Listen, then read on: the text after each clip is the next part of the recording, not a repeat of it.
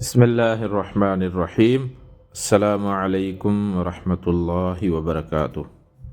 سلسلہ احادیث صحیحہ کے سلسلے میں سیریز میں ایک اور حدیث جامعہ ترمذی کی حدیث نمبر 3464 ہے کہ نبی صلی اللہ علیہ وسلم نے فرمایا، جو شخص ایک دفعہ کہتا ہے اس کے لیے، یعنی یہ الفاظ جو شخص ایک مرتبہ کہتا ہے اس کے لیے جنت میں کھجور کا ایک درخت لگا دیا جاتا ہے۔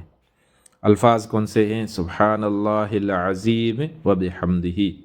پھر میں اس کو ریپیٹ کر رہا ہوں کہ سبحان اللہ العظیم و بحمدہ۔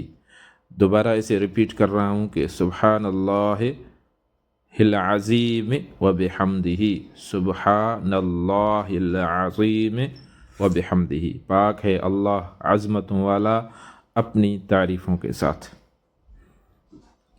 اللہ تعالیٰ آپ کو جزائے خیر دے۔ اس حدیث کو صدقہ جاریہ کے طور پہ شیئر فرمائیں۔